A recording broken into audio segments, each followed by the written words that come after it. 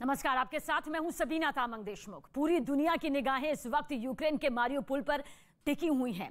जिस तरह मारियोपोल में रूस ने हजारों यूक्रेनी लोगों को बंधक बना लिया और जेलेंस्की की पकड़ ढीली पड़ रही है। जेलेंस्की ने खुद भी यह ऐलान कर दिया कि अब वो बार बार शांति वार्ता की भीख नहीं मांगेंगे। दूसरी तरफ व्लादिमीर पुतिन के अंदर भी ये डर समा गया कि कहीं जिस तरह छापामार लड़ाई करके जेलेंस्की ने कीव को फतह कर लिया, वैसे ही मारियोपोल भी हाथ से ना निकल जाए। क्या है जेलेंस्की की ये हिट एंड रन वाली पॉलिसी जिसकी वजह से पुतिन परेशान है, और क्या है इस वक्त यूक्रेन में जंग की ताजा स्थिति? देखिए हमारी स्पेशल रिपोर्ट के जरिए।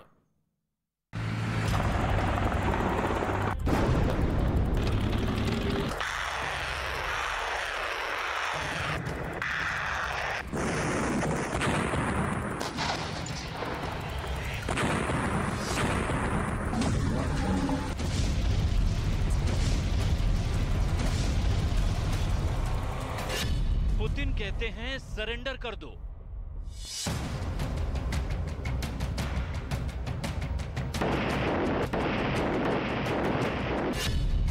जेलेंस्की कहते हैं लड़ेंगे आखिर तक।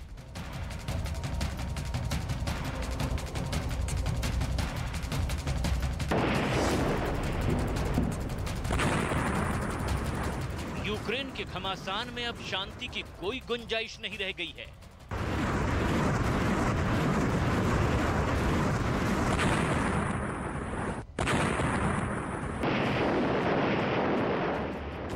बम गोलों, टैंक के हमलों, रॉकेट लॉन्चर के अटैक, मिसाइलों के कहर और युद्ध के लगातार बज रहे सायरन को बंद करने के सारे उपाय फेल होते नजर आ रहे हैं।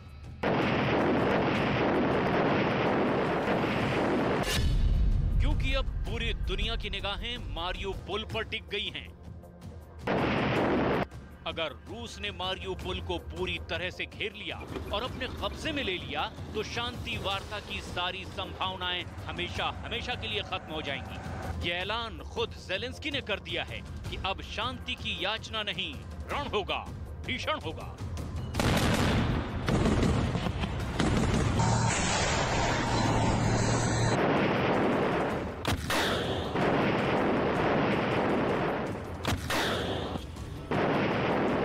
Ситуація точно не покращується щоденно. Заблоковані наші військові, разом з ними заблоковані поранені люди. Є багато вбитих, є 200, багато людей. На жаль, є гуманітарна криза, невистачення їжі, води, немає медикаментів. Тим не менш, хлопці героїчно захищаються, ми їм вдячні за це. Подяки однієї точно замало, і тому розробляються ті чи інші плани і перемовні. जेलेंस्की का बयान सुनकर आपको ये बात बहुत आसानी से समझ में आ गई होगी कि दरअसल मारियोपोल में जेलेंस्की की आर्मी की हालत काफी कमजोर और नाजुक बनी हुई है। मारियोपोल में यूक्रेन के आम नागरिक फंसे हैं, जिसमें ज्यादातर महिलाएं और बच्चे हैं। यही नहीं, यूक्रेन के घायल सैनिक भी मारियोपोल में फंसे हैं। लेकिन रूस ने ऐसी घेराबंदी कर रखी है कि वो मारियोपोल से बाहर निकल ही नहीं पा रहे। कहा जा रहा है कि इसके पीछे रूस के नए जनरल की एक खतरनाक प्लानिंग है। दरअसल रूस के नए जनरल अलेक्जेंडर ड्वर्निकोव ने अपना खेल शुरू कर दिया है। अलेक्जेंडर ड्वर्निकोव ने जो खेल सीरिया में किया वही अब मारियोपोल में भी शुरू कर दिया है। मारियोपोल में अलेक्जेंडर ड्वर्निकोव ने जेलेंस्की के लड़ाकों और यूक्रेन के आम नागरिकों को बहुत बुरी तरह से फंसा दिया है। मारियोपोल पर रूस की सेना अपनी पकड़ मजबूत तो कर रही है, लेकिन अब भी पुतिन की आर्मी को ये डर है कि कहीं मारियोपोल के अंदर जेलेंस्की के लड़ाके छापामार लड़ाई न शुरू कर दें। और यही वजह है कि अलेक्जेंडर ड्वर्निकोव ने एक बेहद खतरनाक रणनीति अपनाई है और इस साजिश में पुतिन की भी रजामंदी है। दरअसल रूस का प्लान ये है कि मारियोपोल में सारे के सारे यूक्रेनी सैनिकों को सरेंडर करवाया जाए ताकि यूक्रेनी सैनिक छापामार युद्ध न लड़ पाएं। लेकिन जेलेंस्की को चिंता इस बात की है कि उनके घायल नागरिक और घायल सैनिकों को मारियोपोल से निकाला जाए। अब रूस लगातार गोलीबारी से यूक्रेन के घायल नागरिकों और सैनिकों को बाहर निकलने का मौका नहीं दे रहा है। ज़ेलेंस्की ने शांति वार्ता के दौरान ये शर्त रखी थी कि मारियुपोल में एक मानवीय गलियारा खोला जाए, लेकिन रूस ने ये शर्त रख दी कि पहले सारे यूक्रेनी सैनिकों को सरेंडर करना होगा। अब ज़ेलेंस्की ने नया दांव खेलते हुए रूस पर दुनिया का दबाव डालने के लिए लगातार ये बात कहनी शुरू कर दी है कि Маріуполь में भयंकर कत्लेआम हुआ है। Чиє житло зруйнували окупанти. І всі, хто довгі роки стояв в черзі, увесь наш народ, який заслуговує на життя в сучасному середовищі, щоб реалізувати цей проект, ми вже залучаємо провідних архітекторів, увесь потенціал нашої держави та міжнародну підтримку. Додамо участь компаній, держав-партнерів, міжнародних донорів. Абсолютно немає сумнівів, що нам вдасться це зробити. Вдасться не тільки відновити зруйноване, але й відновити справедливість по відношенню до тих, чиє право на житло було. लेकिन रूस की तरफ से भी ज़ेलेंस्की के इस प्रोपेगेंडा का जवाब दिया जा रहा है।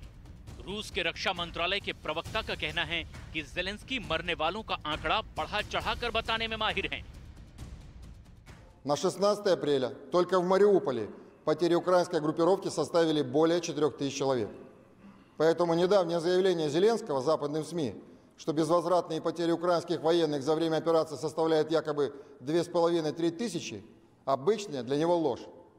Министерство обороны Российской Федерации располагает достоверными данными об истинных потерях украинской армии, Нацгвардии и прибывших иностранных наемников, которые Зеленский боится говорить народу Украины. На сегодня безвозвратные потери составляют 23 367 человек. दरअसल जिस तरह से कीव पुतिन के हाथ आते आते बच गया, उन्हें डर है कि कहीं मारियुपोल भी उनके हाथ से न चला जाए। यही वजह है कि पुतिन मारियुपोल में इस तरह का चक्रव्यूह रच रहे हैं जिसमें यूक्रेन के छापामार युद्ध की सारी संभावनाएं ही खत्म कर दी जाएं।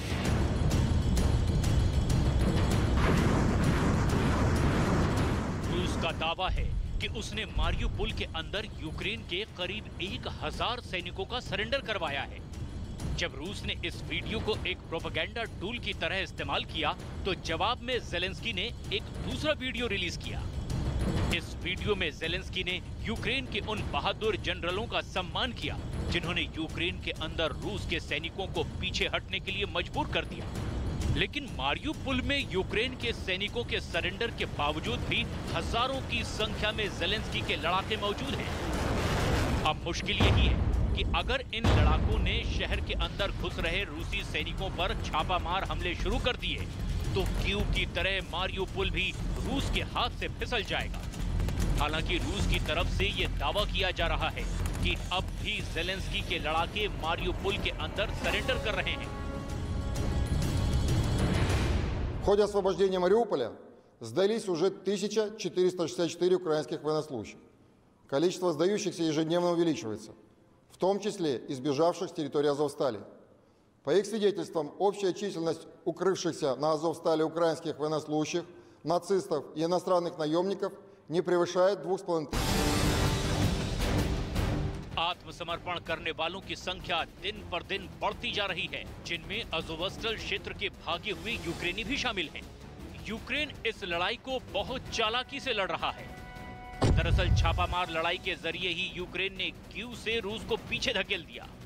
यूक्रेन के ड्रोन्स की थर्मल इमेज की वजह से ही रूस के टैंकों और सैनिकों का काफिला बेहद आसानी से यूक्रेन की जैवलिन मिसाइलों की रेंज में आ रहा है। ऐसी स्थिति में रूस के सैनिक अपना काफिला यूक्रेन के शहरों के मुख्य मार्ग से नहीं निकाल पा रहे हैं। ड्रोन से बचने के लिए रूस के सैनिक अपना काफिला जंगलों और दूसरे जमीनी रास्तों से निकाल रहे हैं।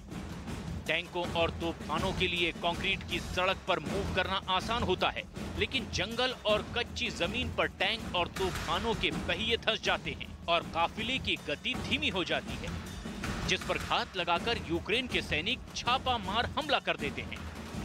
यही वजह है कि यूक्रेन को हराने के लिए पुतिन को लोहे के चने चबाने पड़ रहे हैं। छापामार युद्ध के अलावा ज़ेलेंस्की हर दिन सामने आकर दुनिया से अपील कर रहे हैं कि यूक्रेन को ज्यादा से ज्यादा राहत सामग्री और मदद पहुंचाई जाए।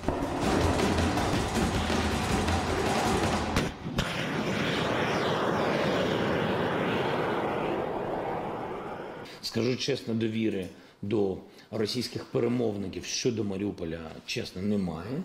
Ми домовлялися, що буде у нас гуманітарний коридор, і посередником виступала Туреччина і особисто президент Ердоган. Ми домовлялися, що він може забрати через Бердянськ, забрати наших поранених, які в Маріуполі. Поранених і, чесно, і вбитих. І точно тих, хто місцеві люди, цивільні люди, і перш за все жінок та дітей. Там є зовсім маленькі діти. अगर जेलेंस्की मारियुपोल हार जाते हैं तो ये रूस के लिए इस युद्ध में अब तक का सबसे बड़ा गिफ्ट होगा, क्योंकि मारियुपोल डॉनबास का मुख्य बंदरगाह है। रूस मारियुपोल का पूरा इलाका अलगाववादियों को सौंपना चाहते हैं।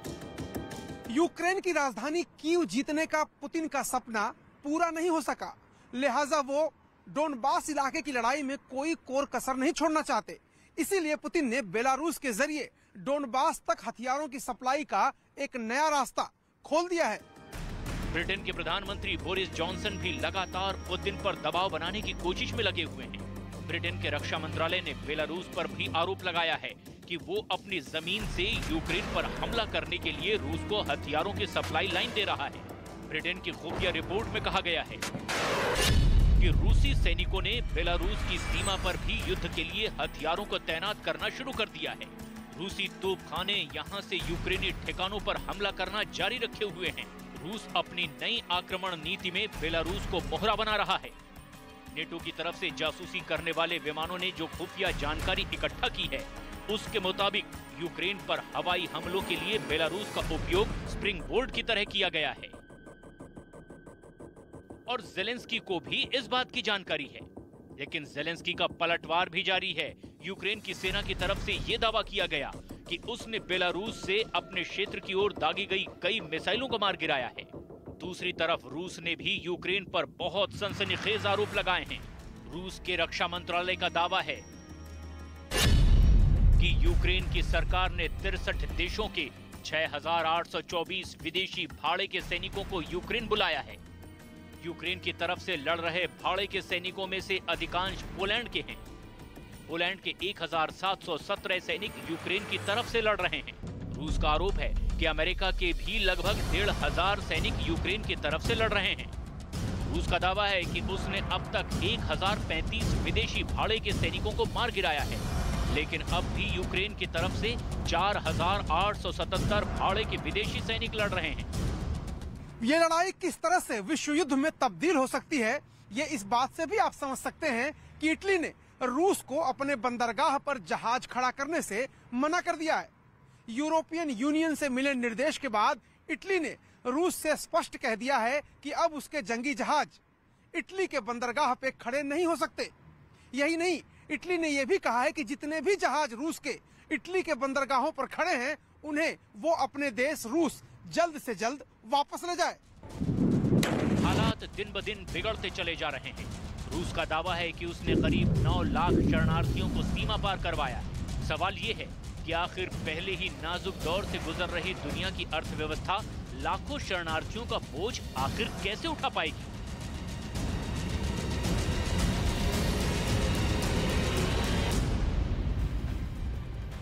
यूक्रेन में हर पल परमाणु बम के हमले का खतरा मंडराता नजर आ रहा है। जेलेंस्की ने यूक्रेन के लोगों से अपील की है कि वो एंटी रेडिएशन दवाएं अपने पास रखें। 2 दिन पहले एटम अटैक की यही चिंता अमेरिका को भी सता रही थी, तो क्या अब पुतिन ने परमाणु अटैक का काउंटडाउन शुरू कर दिया है?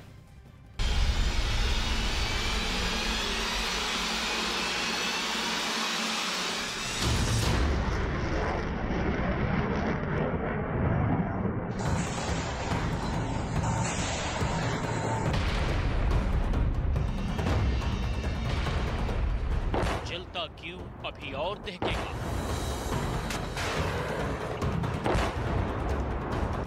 अब पुतिन की मिसाइलें सिर्फ बारूद वाली नहीं होंगी,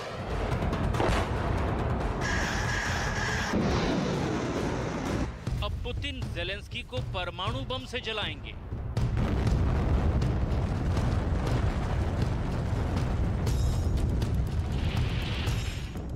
एक एटमी धमाका होगा और राख हो चुके कीव पर पुतिन कब्जा कर लेंगे। सवाल ये मत पूछिए कि राख पर कब्जा कर पुतिन उसका क्या करेंगे।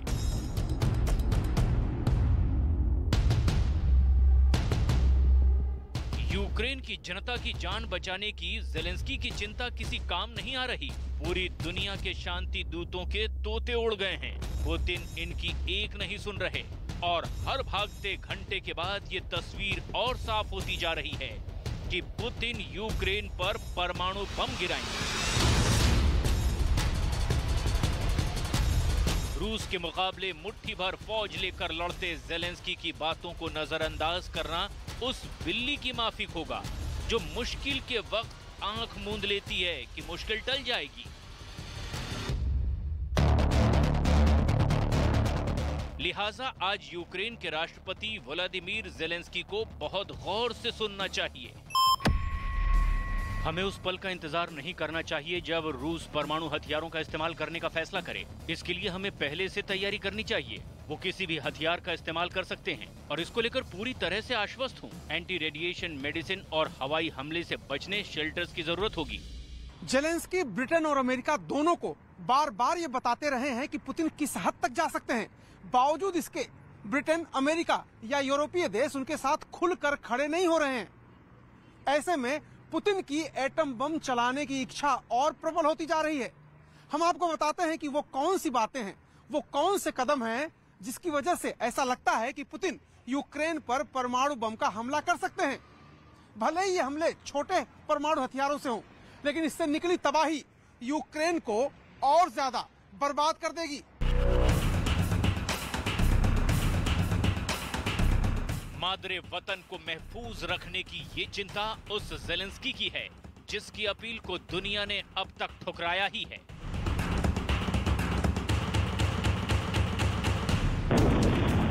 इस तथ्य से वाकिफ होते हुए भी कि जब परमाणु बम गिरेगा तो रेडिएशन के जद में दूसरों के मकान भी आएंगे। यूक्रेन मिटेगा तो इससे फिनलैंड और ताइवान भी अछूता नहीं रहेगा। ज़ेलेंस्की इसके पहले भी चेता चुके हैं। यूक्रेन के 8 शहर इस वक्त रूसी सेना के गोलों से दहल रहे हैं। शहर दर शहर पुतिन की सेना बर्बाद कर रही है। दूसरे विश्व युद्ध के बाद दुनिया ने इतना भयावह दृश्य नहीं देखा होगा। हर तरफ कोहराम मचा है। यूक्रेन की जनता की जान के लाले पड़े हैं। सैनिकों के गिरे शव, मिसाइल अटैक में तबाह हुई टैंक और पूरे शहर के आसमान पर उठता काला धुआं। पुतिन की आंखों में ज़ेलेंस्की को कांपते हुए देखने की चाहत ऐसे बैठी है कि उसके सामने पूरा यूक्रेन बियाबान में तब्दील हो रहा है। कीव में युद्ध के सायरन खामोश ही नहीं हो रहे। कीव के पूर्वी हिस्से डार्नित्स्की में एक के बाद एक कई धमाके हुए हैं। मारियुपोल पर रूस की सेनाओं ने कब्जा कर लिया है। यूक्रेन के ओलेक्जेंड्रिया शहर के सैन्य हवाई ठिकाने पर मिसाइल हमले किए गए। गोलाबारी में सेवेरोडोनेत्स्क और लिसिचांस्क शहर को जाने वाली गैस पाइपलाइन क्षतिग्रस्त हो गई है। लिसिकांस्क की तेल रिफाइनरी पर मिसाइल हमला हुआ है। यूक्रेन के पूर्वी क्षेत्र लुहांस्क और खार्किव में भी, यूक्रेन के दक्षिण में माइकोलाइव और खेरसान में भी। ईंट दर ईंट टूटता यूक्रेन अब दीवार दर दीवार ढह रहा है। ज़ेलेंस्की कहते हैं कि मदद तो यूरोप और अमेरिका दोनों से मिल रही है, लेकिन रूस से लड़ने के लिए जैसी मिलनी चाहिए वैसी नहीं मिल रही है। Ми розуміємо, що режим припинення вогню хоча б на території півдня, хоча б на території Маріуполя, для того, щоб зробити ті чи інші гуманітарні кроки, як я сказав, забрати хоча б поранених, мертвих. Це був би першим кроком. Це вже залежить від бажання Російської Федерації, і їм все одно. Це пасхальні свята, не пасхальні свята. Ми точно знаємо і бачимо їх реакцію. Я знаю, що вони пропонували нашим людям здатися, здаватися, йти в полон. ब्रिटेन, अमेरिका और यूरोपीय देश यूक्रेन की मदद तो कर रहे हैं, लेकिन एक हद तक, एक दायरे में। क्योंकि खुलकर खड़ा होने में यह खतरा है कि विश्व युद्ध छिड़ सकता है, और ये अमेरिका नहीं चाहता, ब्रिटेन नहीं चाहता, क्योंकि ये उनकी मजबूरी नहीं है बल्कि उनकी जरूरत है। पुतिन के बारे में सब जानते हैं कि वो आंख ही नहीं सूरमा भी चुरा लेते हैं। तो क्या जेलेंस्की की इस बात पर अब यकीन करना ही होगा कि पुतिन परमाणु बम से हमला कर सकते हैं?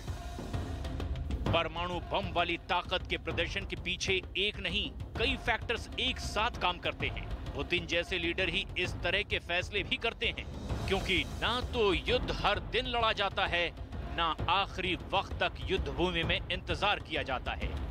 ये बिल्कुल वॉर टैक्टिक्स है कि हर मोर्चे पर विरोधी को मात दी जाए। पुतिन की फिलॉसफी रही है कि पहले लात फिर बात और फिर मुलाकात, लेकिन ये उल्टा कानून है और इसे दुनिया सीधे तौर पर कभी नहीं मानेगी।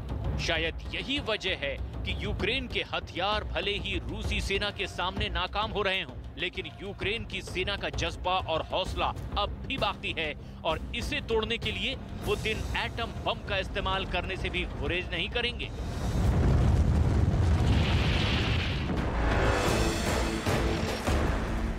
आपको उन बातों को जरूर जानना चाहिए जिसके आधार पर कहा जा रहा है कि पुतिन यूक्रेन पर परमाणु अटैक करने का संकेत देते रहे हैं। नंबर 1, रूस की ओर से साफ तौर पर कहा गया कि उसने 24 फरवरी को हमला शुरू होने के तुरंत बाद रूसी परमाणु बमों को हाई अलर्ट पर रखा है। नंबर 2, पुतिन ने अपनी सेना को न्यूक्लियर वॉर ड्रिल के लिए अभ्यास करने का आदेश भी दिया था। नंबर 3, पुतिन के प्रेस सचिव दिमित्री पेस्कोव ने कहा है कि रूस अपने अस्तित्व के खतरे को देखते हुए परमाणु हथियार का इस्तेमाल करेगा। नंबर 4, इसके बाद रूस के पूर्व राष्ट्रपति दिमित्री मेदवेदेव ने कहा कि रूस परमाणु हथियार का इस्तेमाल कर सकता है। नंबर 5, पुतिन के परमाणु फैसलों पर मुहर इस बात से भी लगी कि अमेरिकी खुफिया विभाग यानी CIA के निदेशक विलियम बर्न्स ने कहा कि रूस को यूक्रेन के खिलाफ हमले के दौरान मिली निराशा राष्ट्रपति व्लादिमीर पुतिन को कम दूरी और कम शक्तिशाली परमाणु हथियारों का सहारा लेने के लिए उकसा सकती है। और नंबर 6, मॉस्को युद्धपोत डूबने के बाद रूसी सैनिक बौखला गए हैं। यूक्रेन में तेज हुए हवाई हमले इसकी तस्दीक करते हैं। मॉस्को का डूबना पुतिन के लिए बड़ा धक्का है और रूस के लिए शर्म की बात। एक ऐसी जगह पर जहां पर यूक्रेन की ताकत बेहद कम थी, उसने रूस जैसी महाशक्ति के एक बड़े युद्धपोत को पानी में डुबो दिया। इस इंटरनेशनल बेइज्जती से बचने के लिए पुतिन अपने गुस्से में कोई भी बड़ा कदम उठा सकते हैं। कहा जा रहा है कि मॉस्को के डूबने के बाद गुस्से वाले पुतिन अब यूक्रेन पर परमाणु हमले का बटन भी दबा सकते हैं। इस सूरत में अमेरिका और यूरोप ही यूक्रेन की मदद कर सकते हैं, क्योंकि हमले की स्थिति में परमाणु संयंत्रों के क्षतिग्रस्त होने से हवा में रेडियो एक्टिव आयोडीन फैल जाएगा। ऐसे में संभव है कि ये आयोडीन फेफड़ों या फिर थायराइड ग्रंथि द्वारा अवशोषित कर लिया जाए, जो स्वास्थ्य के लिए बहुत ज्यादा हानिकारक हो जाएगा। ऐसे में पोटेशियम आयोडाइड जैसी दवाओं का होना बहुत जरूरी है। ज़ेलेंस्की यही बात कह रहे हैं, मतलब उन्हें जितनी मदद अब तक मिल रही है वो नाकाफी है और यूक्रेन को बचाना है तो उसे और मदद की दरकार है। इसमें कोई दो राय नहीं कि अमेरिका से यूक्रेन को मदद नहीं मिल रही होती तो ज़ेलेंस्की को धूल चटाने में इतना वक्त कतई नहीं लगता। अमेरिका परमाणु हमले की सूरत में क्या करेगा, फिलहाल इसकी कोई आधिकारिक जानकारी नहीं है, लेकिन अब तक उसने यूक्रेन को जो दिया है वो भी कमतर नहीं। बाइडेन ने अतिरिक्त $80 करोड़ का और मिलिट्री एड देने का ऐलान किया है। इसी को मद्देनजर रखते हुए रूस ने अमेरिका और नेटो को चेतावनी देते हुए कहा है कि अगर उनकी ओर से यूक्रेन को हथियारों की आपूर्ति जारी रहती है तो इसके अप्रत्याशित परिणाम होंगे। हम अमेरिका और उसके साथियों से इस तरह की आपूर्ति पर रोक लगाने की अपील करते हैं। रूस की इस अपील पर यूरोप और अमेरिका पर रत्ती भर भी असर नहीं होने वाला है, ये तय है।